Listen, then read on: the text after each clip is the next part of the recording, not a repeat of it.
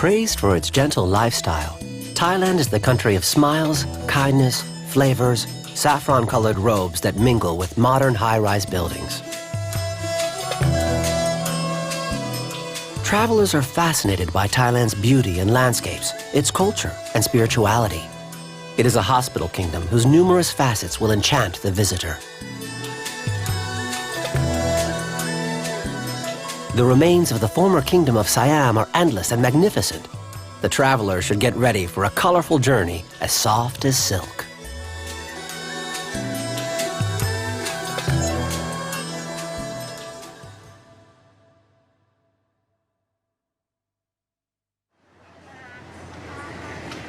With its spectacular economic growth rate, Thailand is one of Asia's newly industrialized countries. The capital, Bangkok, with a population of about 8 million, has many facets marked by a long and rich history. Recently, the Salam neighborhood and Siam Square have taken on impressive dimensions. These shopping malls and their sophisticated architecture compete in terms of giganticism.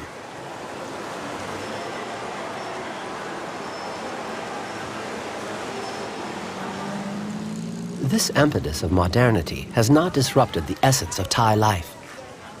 The little stalls continue to serve food all day long, and the famous tuk-tuks, the scooter taxis, pursue their never-ending hustle.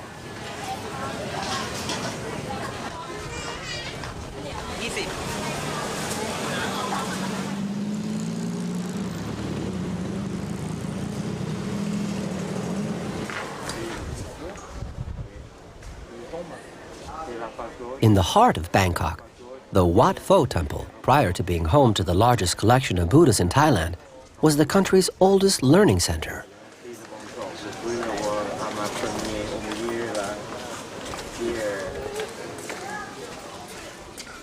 4 chetties honor the 3 first Shakri kings. There are also 91 smaller stupas on the site.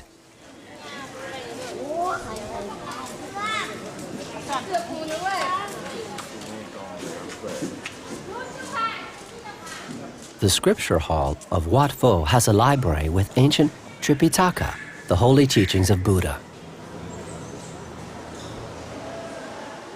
The reclining Buddha, over 46 meters long, almost feels crowded in this building.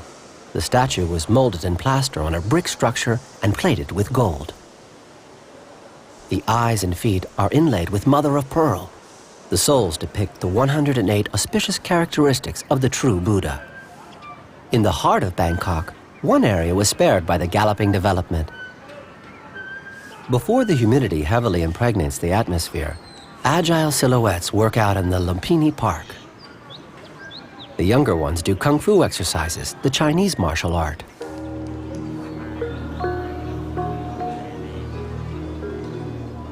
Elsewhere, groups are organized based on their affinities to practice Tai Chi, often translated by boxing with the shadow. One truly has the feeling that the participants are fighting against a shadow. This martial art develops qualities such as balance, calm, and concentration.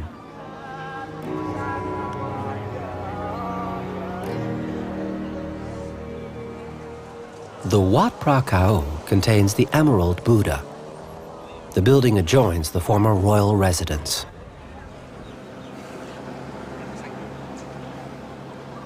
The temple's compound is an architectural marvel.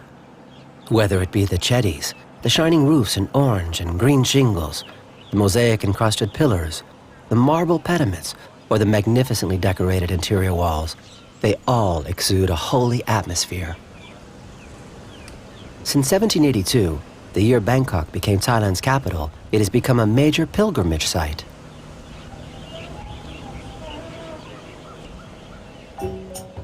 The building housing the Buddha is sumptuously decorated, guarded by 2 mythological giants. Every element is finely chiseled. Only the Buddhist may enter the temple of the Emerald Buddha, whose height does not exceed 75 centimeters. It is Thailand's most venerated image of Buddha.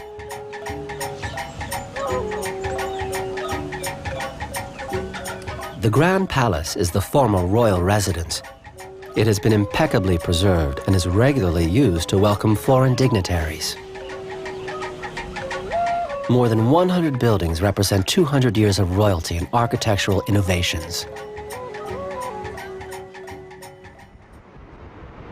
One of the main thoroughfares of Bangkok is the Chao Phraya River, its tributaries, and the canals, the klongs, that weave a vast network throughout the city. In these neighborhoods, the houses, shops, and temples are all directed towards the river, as they were in ancient times, when the Thai considered themselves as the water's lords. This unique network in Asia is permanently crisscrossed by all sorts of boats, from the traditional Thai boats to the narrow long-tail speedboats with powerful engines. These flat-bottom boats sometimes go through the klongs at great speed.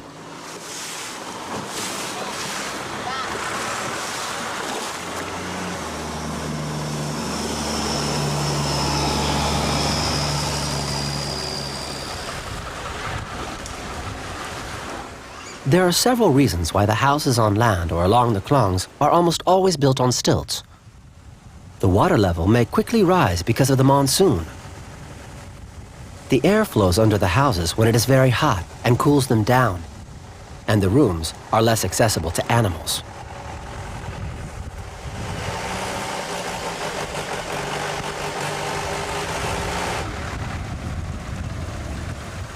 In their boats, the vendors go from door to door throughout this city built on water. All the daily tasks can be accomplished by boat.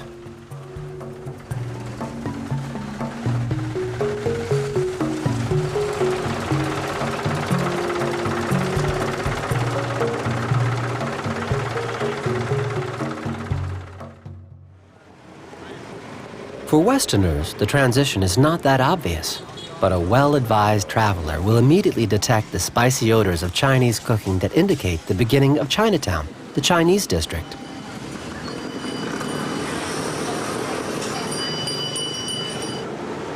The Chinese were the first in the capital's history to prefer solid homes built along the streets to houseboats. When the city started to expand, this neighborhood became very important economically and for its strategic location.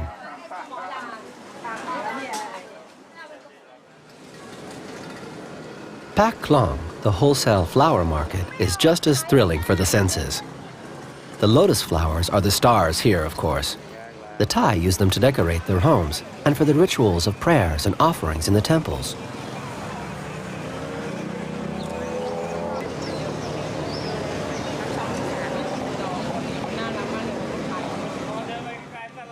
The orchid is one of the symbols of the Kingdom of Thailand, the world's leading cut orchids exporter. They are a must in terms of interior decorating.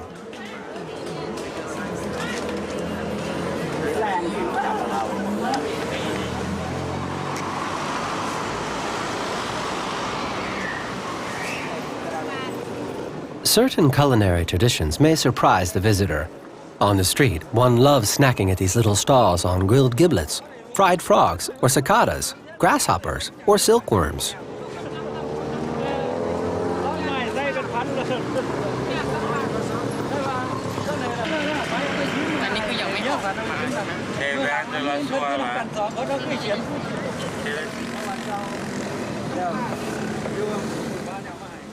In the Wat Pho that houses the giant Buddha, certain walls show that King Rama III also built a national learning center for traditional Thai medicine with a department specializing in massages. To this day, all traditional Thai massage specialists train at Wat Pho, which is the leading center for this technique.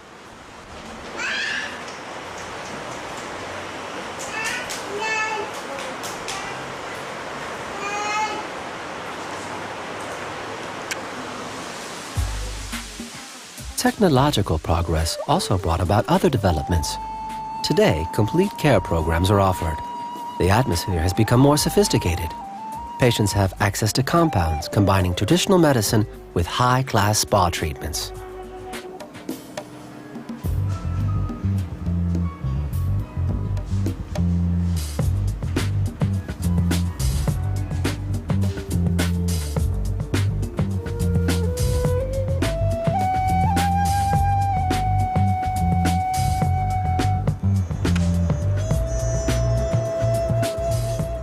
The The dome on top of State Tower reflects the economic boom of the past few years. From this cosmopolitan, surprising, and fashionable site, 260 meters above the ground, you can admire the entire city and appreciate its expansion.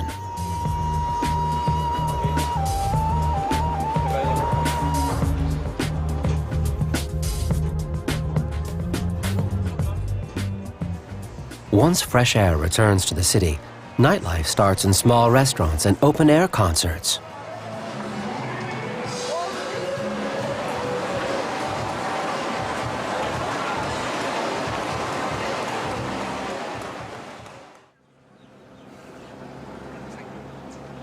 Located 80 kilometers from Bangkok, Ayutthaya was the capital of the Siam kingdom from the 14th to the 18th century. During this period, the Thai kingdom reached its peak in terms of geographic expansion throughout Laos, Cambodia, and present-day Burma. The entire historical park of Ayutthaya has been included in UNESCO's World Heritage List. Here, 33 Siam kings from different dynasties succeeded each other until the Burmese came to power. They then plundered the temples of their gold leaf and disfigured many statues.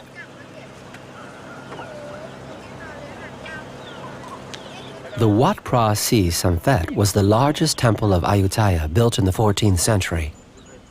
The compound included a standing Buddha 16 meters high, covered with 250 kilos of gold which the Burmese conquerors melted.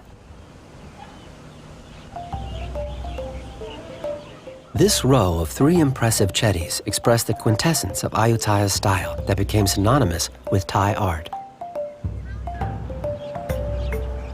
On the outskirts of the city, the Wat Yai Chow Mong Kol, a large reclining Buddha, is covered with a huge saffron-colored drape. According to tradition, it will bring luck to the person who donates it. The sacred is omnipresent throughout the country.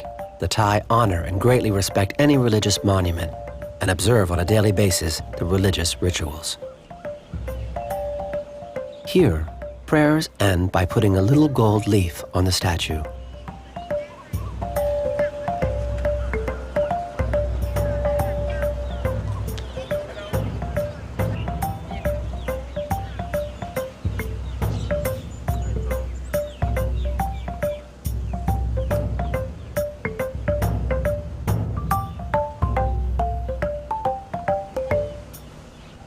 On the banks of the Mae Nam Chao, the ruins of the tower and the chetties of the Wat Chai Watanaram were restored and have recaptured the style and skillful geometry of that period.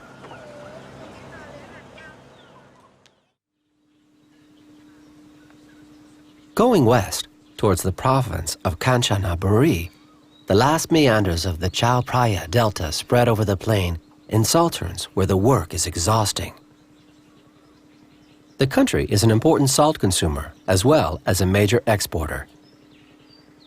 In Thailand, according to the legend, combining rice and salt is a prerogative of the gods.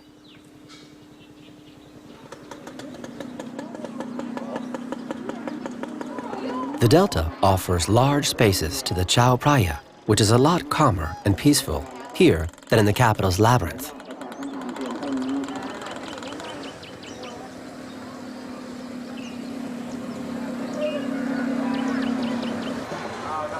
Once again, the uproar reappears as soon as we near the floating market, where the tourist boats mingle with those of the fruit and vegetable vendors in a narrow channel.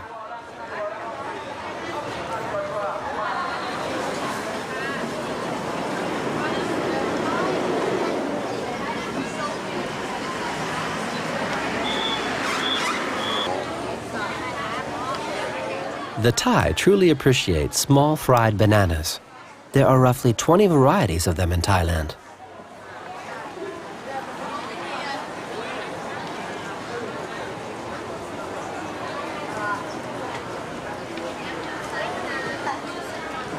Some women protect themselves from the harsh sun with thanaka, a cream made with plants. Fruit are a genuine gift from nature. Westerners often discover some of them here and quickly learn to enjoy their taste.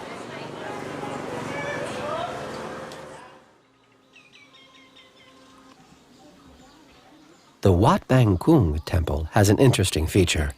It is held up by a banyan tree whose roots have completely enveloped it. Over the centuries, they shaped an amazing shell that protects a statue of Buddha covered with small gold leaves.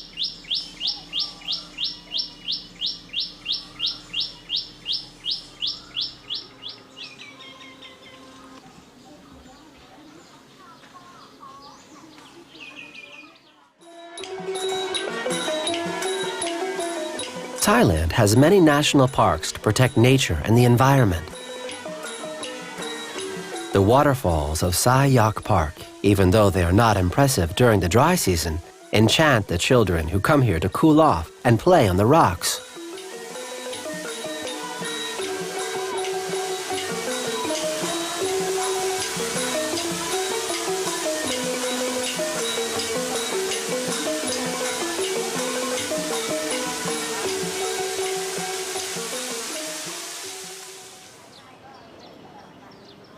The bridge on the River Kwai would not attract so many tourists if it had been built under less dramatic circumstances. The bridge spans the Kwai Noi River, renamed Kwai Yai in the 1960s. The Japanese who occupied the country in 1942 had decided to link the Thai and Burmese railway lines to transport weapons and goods.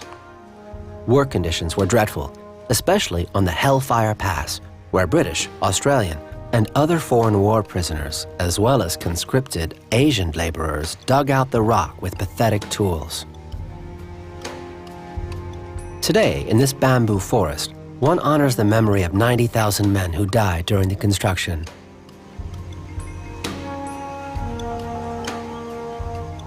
Today, a calm atmosphere prevails on the river. It is the starting point for hiking expeditions into the neighboring plains and forests. One can also simply relax and enjoy the appeasing landscape.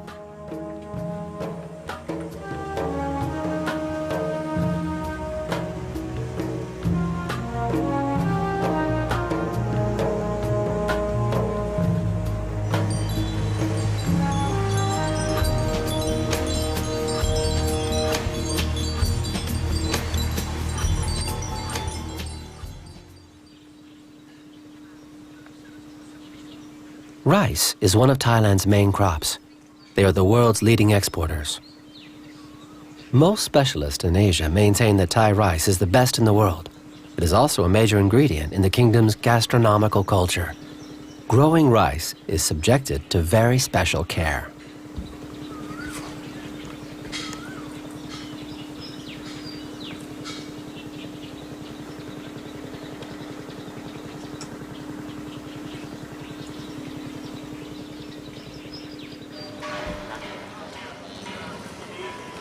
In Suphanburi, the visitors gather at the entrance of the Wat Pai Lele. Whatever their social status or age, the Thai all share the same devoutness and assiduously observe the faith of Buddhism. In a country with almost 300,000 monks, religion is naturally part of the daily life.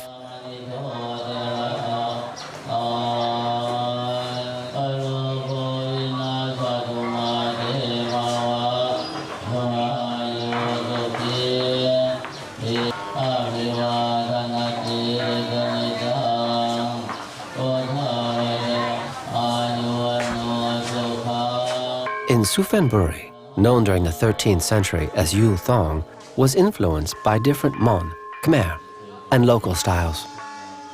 The result prefigured what Ayutthaya would look like a few years later. At the time, a major characteristic of the image of Buddha was lining the eyes and mouth like a fine mustache. This ancient home that belonged to a rich merchant with large rooms well protected from the sun was built in the typical architecture style of teak houses that prevailed during the Ayutthaya kingdom.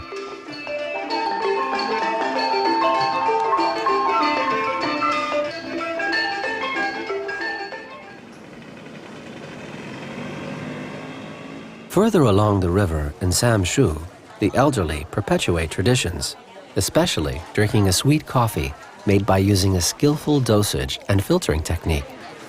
You may enjoy it on the terrace of cafes.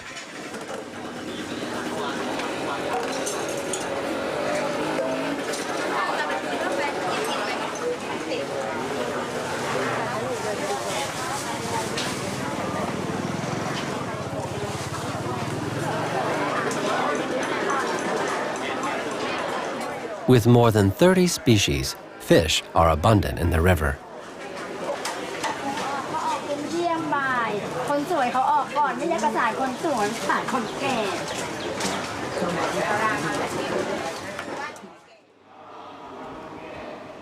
The Wat Thai Sung near Ayutthaya partially goes back to the Ayutthaya period. More contemporary elements were added over the years, but they're all finely ornate. Inside the temple, everything glistens and shines. It's the first image of Buddha. The monks here transmit a current of thought to the entire site, initiate disciples to meditation techniques, and decide on the overall layout of the compound. Still under construction, the classrooms and library will be just as beautiful. Every temple is financed by donations from worshippers.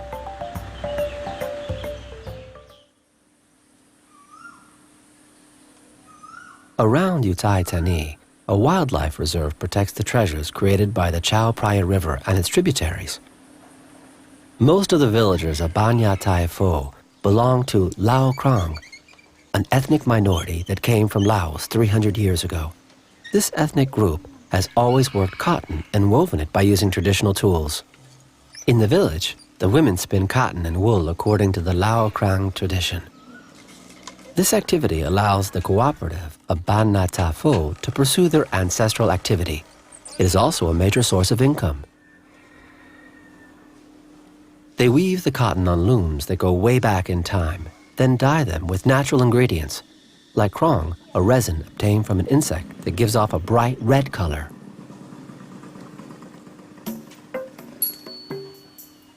These long shawls will be worn during religious festivities. The motives portray animals, flowers, or hunting weapons, confirming their deep commitment to nature. The lotus flower grows easily as long as its stem is in water.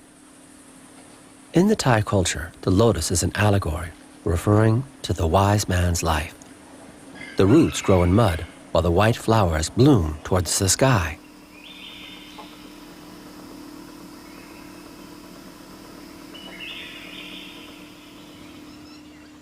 The rice fields also require a lot of humidity.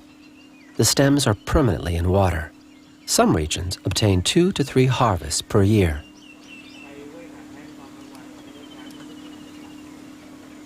Cassava is grown in the more arid plains. However, most of it destined to be exported.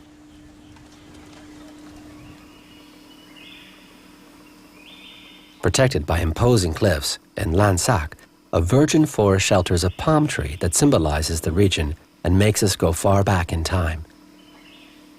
The trees and plants have not changed for several centuries, renewed by an unchanging cycle. Only the caverns have been eroded and contribute to the site's atmosphere of another era. Pigeons and bats share these sites sheltered from civilization.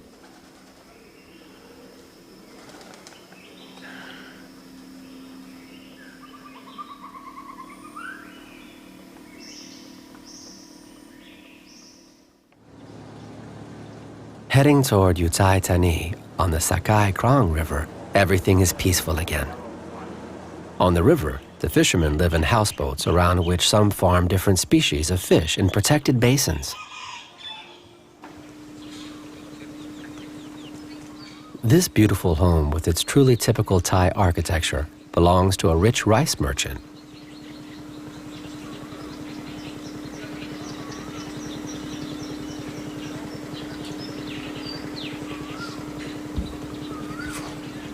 In the past, the holds of these large junks used to overflow with rice. Today, the few that remain are used to show tourists the secrets of the delta that has also become an amazing natural reserve.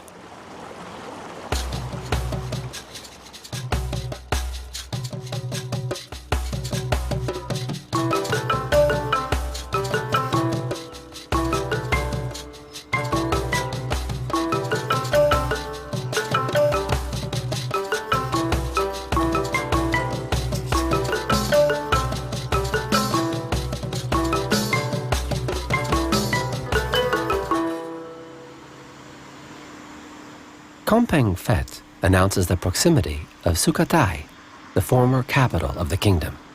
The historical park is now a UNESCO World Heritage Site. Over the centuries, the Wat Phra Kaeo, adjoining the Grand Palace, has suffered from exposure to the elements and has given certain Buddha statues their unusually slender appearance. Sukhothai was the first capital of Siam. It reached its peak between the 13th and 14th century, a period considered as the golden age of Thai civilization. During those 200 years, the most famous king was Rama Kamhain, who perfected the first Thai alphabet by modifying Sanskrit writing. His writings are said to mark the beginning of Thai literature. The Wat Mahathat is the largest temple in Sukhothai, with a main chedi. Centuries have gone by, yet the delicate architecture and the perspective of the various elements of the royal shrine create a peaceful atmosphere, an invitation to meditate, as the numerous representation of Buddha suggest.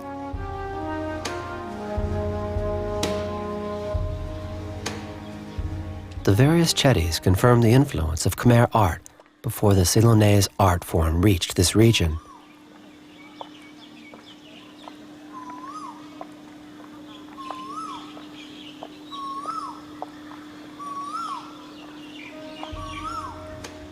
Set in an extraordinary natural setting, the Wat Si Sawai and its 3 Khmer-style pagodas were built in Hindu-style architecture. Relics of a Hindu sculpture allowed archaeologists to identify the origin of the temple, which later became a Buddhist monastery. The place may be holy, however the park's moats are full of fish. To fish, they used the traditional net technique.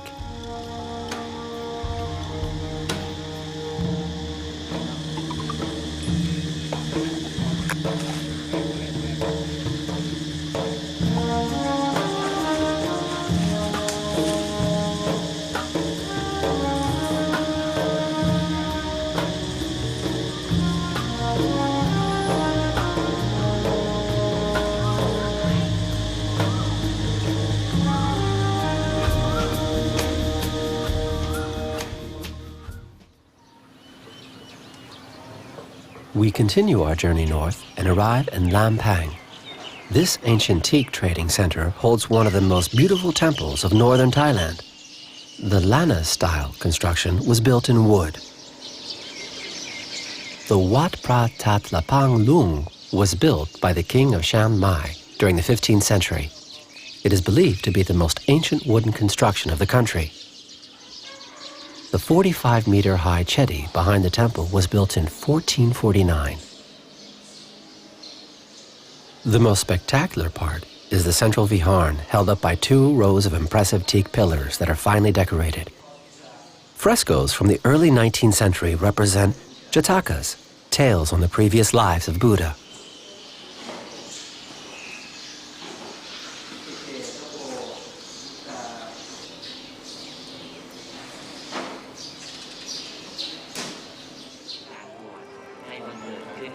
Roughly 95% of the population practices Theravada Buddhism. From a social point of view, it is each man's duty to spend a short period of his life as a monk, preferably when he has finished his studies. Today, at the Wat Sri Chom, an important ordination ceremony for novices is being held. Before turning 20, boys may become temporarily ordained, a prestige which many families seek. When a son takes the robe and the begging bowl, the merit derived from the ordination also accrues to the family.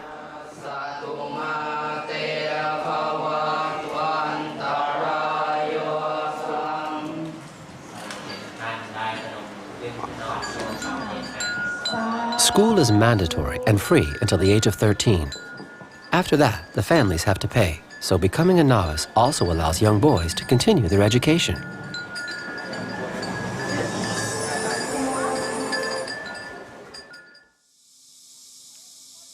The elephant is the national symbol of Thailand.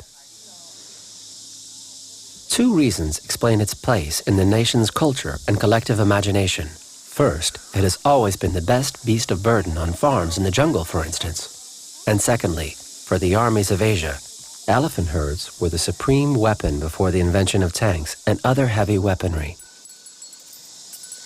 Presently in Thailand, wild elephants number less than 3,000, and there are approximately 2,300 domestic elephants. Since cutting trees in Thailand has been prohibited, many domestic elephants have been abandoned or mistreated by their owners.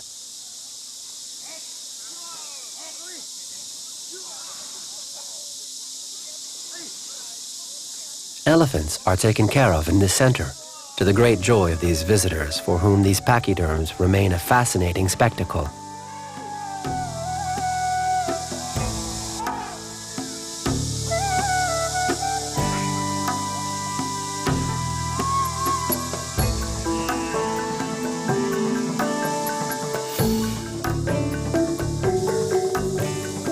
The elephants still perform demanding physical tasks, particularly in jungle, given the strength they can deploy with their trunk.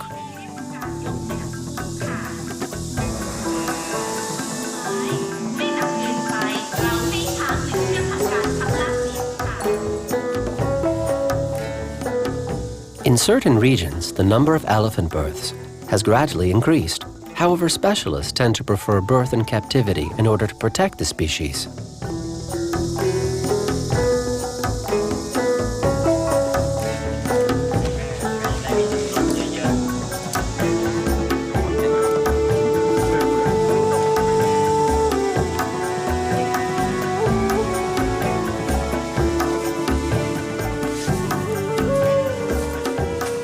In the elephant hospital, the personnel endlessly complains about the physical abuse inflicted on the pachyderms by their soulless owners. This elephant is trying to save his foot after he was shot. The other stepped on a landmine and is learning how to get used to a new sense of balance.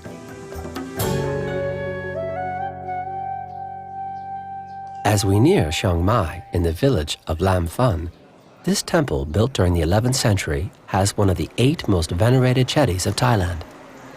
It had been abandoned until Kuba Siwachai, one of the most famous monks of the kingdom, decided to have it restored in the 1930s.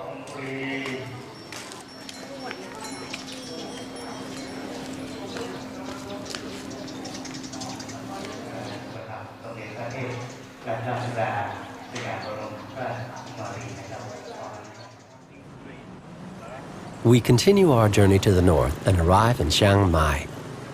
The ancient secrets and legends of the city quickly give way to a very typical cosmopolitan and contemporary metropolis.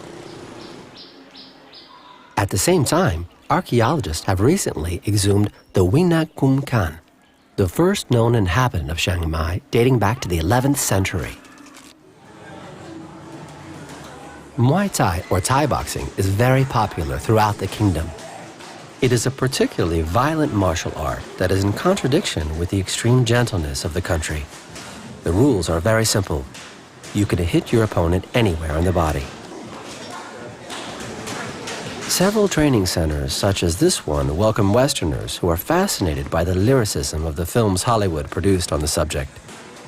But confronting realities requires unfailing morale and physical condition. The impassioned fights are held in packed venues. Knee or elbow blows are often decisive.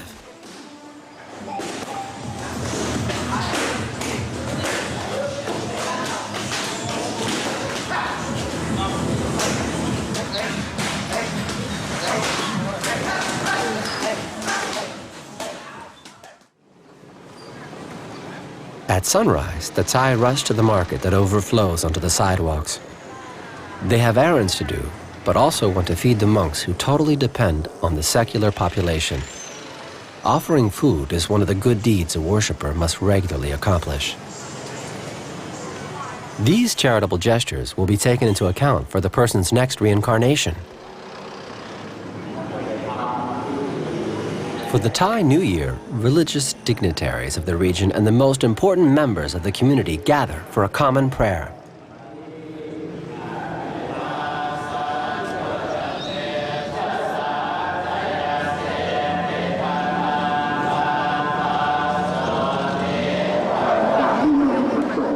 They then all head for the street where a long line of worshippers is waiting to participate in the morning's offerings.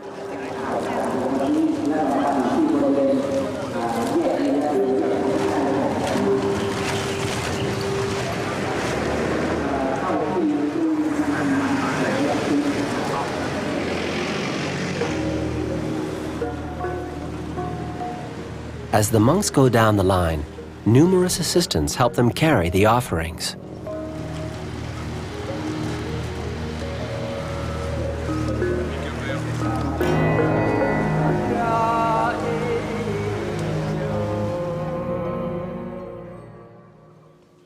Chiang Mai has more than 300 temples, but it is far from the city's agitation atop the mountain of Doi Sute at about 1,000 meters that lies the true marvel of the Wat Prata.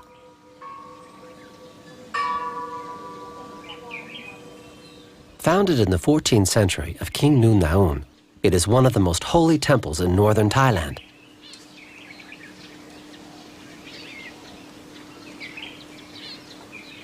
Like most temples in Thailand, they are regularly restored with the donations of visitors and worshippers.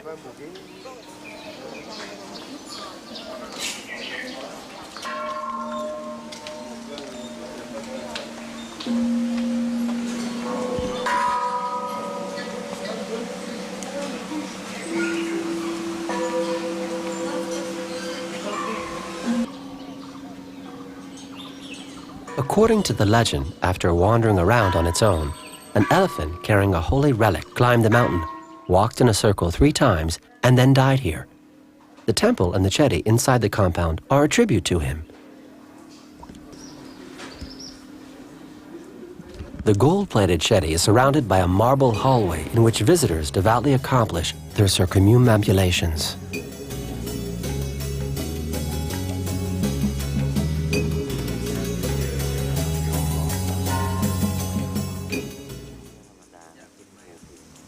Above the temple, as you climb higher and higher, the mountain slowly changes as conifer trees and very rare plants appear. The natural park tries to preserve the unoccupied parts of the mountain and its 300 bird species and over 2,000 species of ferns and flowers.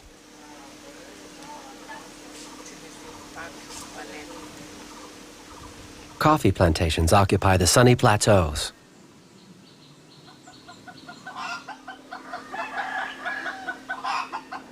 At 1,500 meters, we arrive in a Hmong village. The ethnic minorities that occupy the mountain regions in the north often have semi-nomadic roots. They originally came from China or Tibet. They survive on these lands with the help of humanitarian associations and the income they derive from weaving. As other tribes, the Hmongs are not regarded as Thai citizens and cannot benefit from any governmental aids or resources.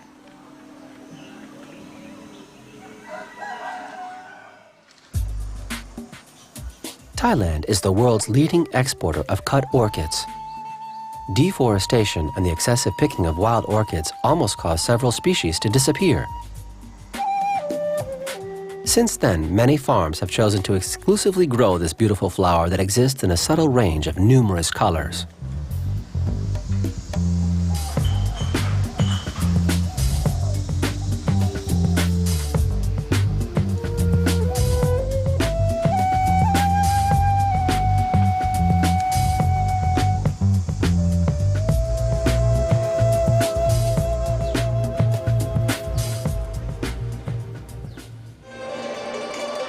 Depending on the regions, the melodies of traditional music are more pastoral in the heart of Thailand and often simpler in the north.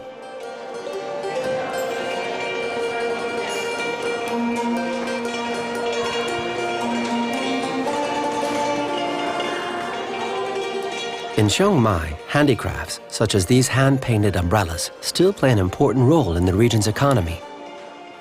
To pay tribute to this very meticulous art, a fair called the Bo Sang is held once a year. It organizes exhibits and offers rewards for the best artisans.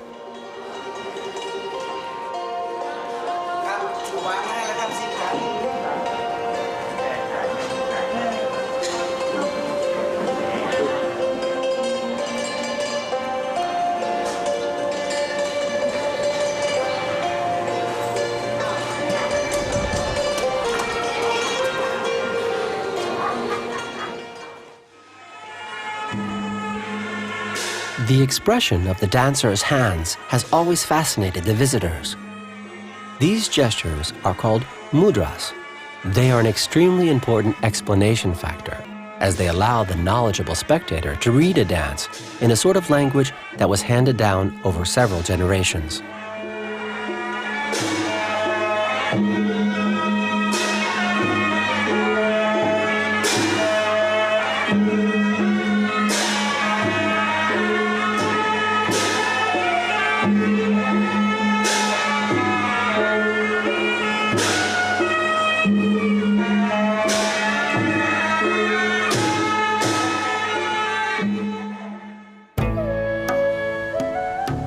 Heading south towards the Gulf of Thailand, the landscape radically changes. Koh Samui is the third largest island of Thailand, a paradise for tourists with beautiful beaches of fine white sand. The first settlers of Samui arrived 150 years ago from the Chinese island of Hainan to take up coconut farming. The cultural difference between Samui and the other southern islands can probably be explained by the influence of the Chinese from Hainan.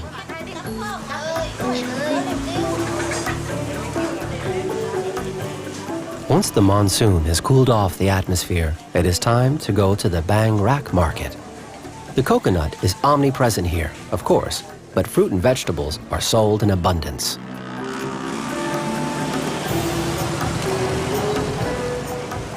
Today, Shao Wang is one of the most visited sites of the island with a main street that bustles day and night.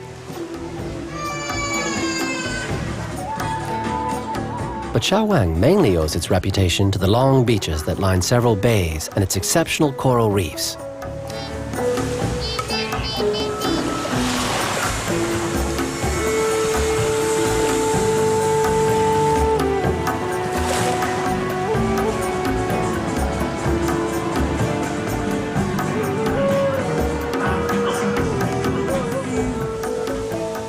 In these enchanting landscapes, the visitor has a hard time to choose a spot to cool off among the numerous sheltered little coves.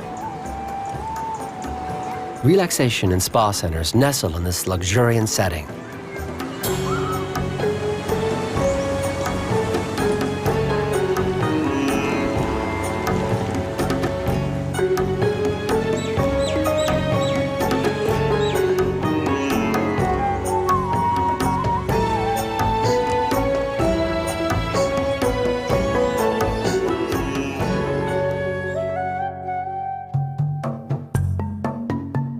Called the Pearl of the South by the tourist industry, Phuket is about 50 kilometers long and Thailand's largest island. The beaches to the northwest have preserved their peacefulness and authenticity. Whereas on the beaches in the center of the island, large hotels have been rebuilt after the horrible tsunami in December 2004. Tremendous energy mobilized the population, and within a few months, the region managed to attract tourists once again. The Thai love to spend time on the northern beaches of Mai Khao to eat fish that has just been unloaded from the returning fishing boats. There again, an entire population found the motivation to go back out to sea, regardless of the memory of what happened in 2004. With the help of international organizations, they were slowly able to rebuild their fishing fleet.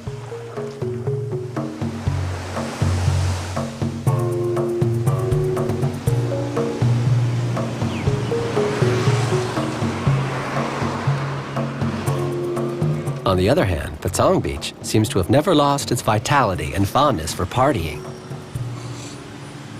The old part of the city still displays examples of Sino-Portuguese architecture, characterized by two-story high trading houses where Maltese, Chinese, and Portuguese merchants did business with Indians and Arabs.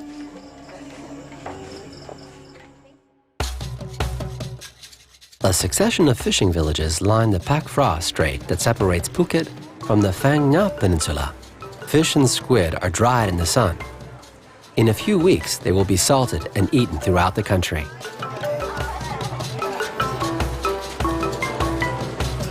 Women belonging to a Burmese community do the salting and conditioning, and the intense odors measure up to the extensive surfaces set aside for the drying.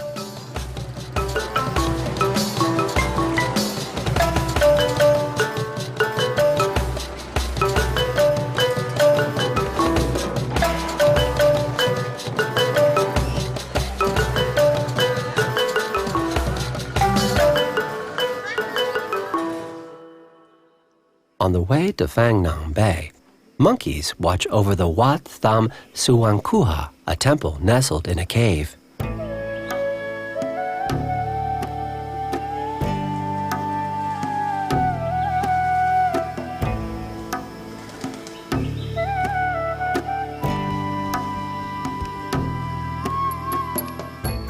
In the troglodyte shrine, a large cave shelters a 15-meter reclining Buddha.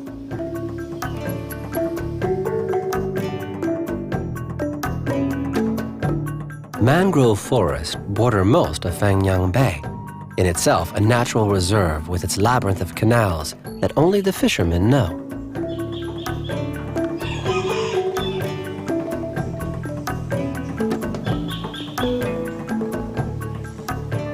In the mangroves, as on the rivers, fishermen live in boathouses.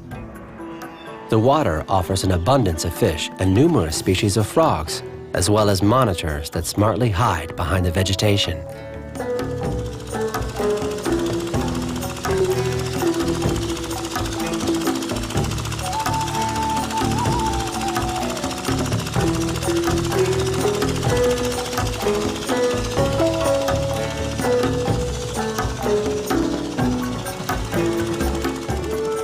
These mangroves make up the largest virgin mangrove forest of the country.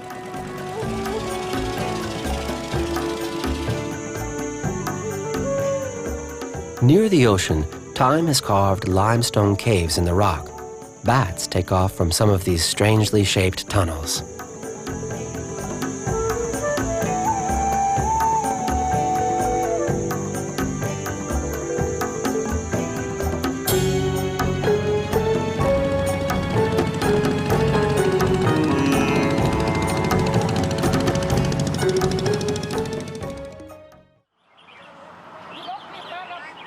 Along the coastal road, the fishermen relax while participating in a birdsong contest, which is very popular in the south. You have to determine which bird sings the longest during a given time.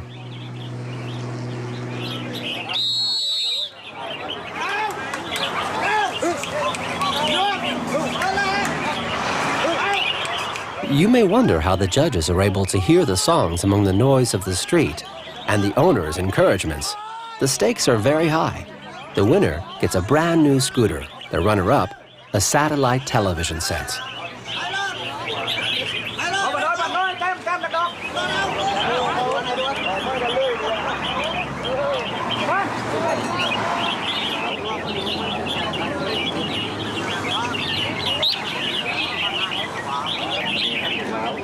The shell of a coconut is used as a chronometer.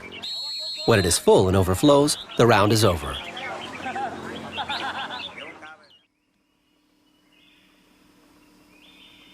On the way to Krabi, the coast is lined with limestone cliffs, lacerated by the torrential rains of the monsoon.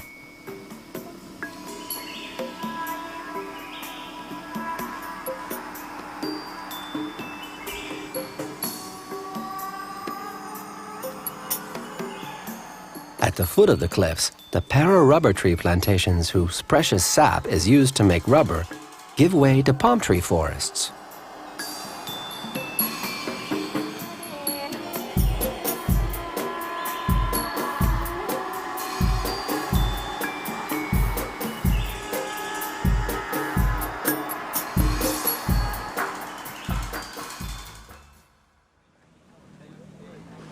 From the Krabi beaches, one can reach several islands that used to be hideouts for Asian pirates. This region was heavily hit by the tsunami. It took a long time for the fishermen to go back out to sea or show the tourists the hidden treasures of their islands.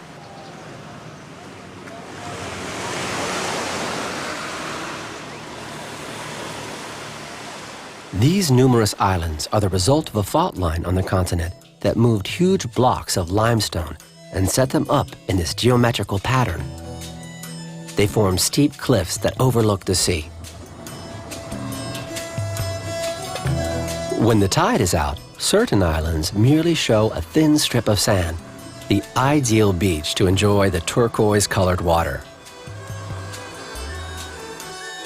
The most famous island is the Khao Ping Kan, also called the Leaning Island or James Bond Island, after the famous 007 movie was shot here.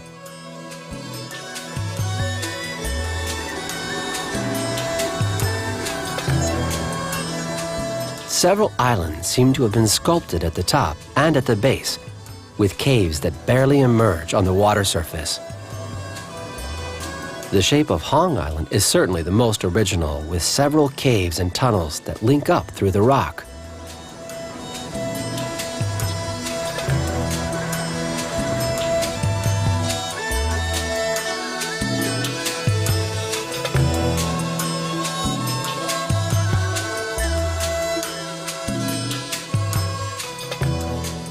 Koh Phangan is mainly inhabited by Muslim fishermen.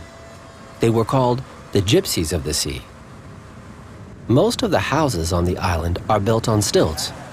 There is a mosque and a small school for children of the village.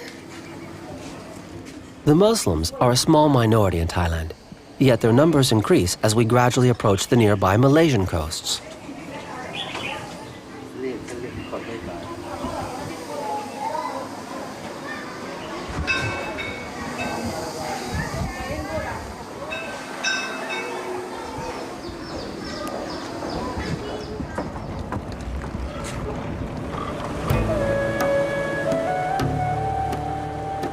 Thailand only gradually unveils its treasures. It still has so many places for us to discover and enchanting sweetness for us to share that one should already plan on going back there someday.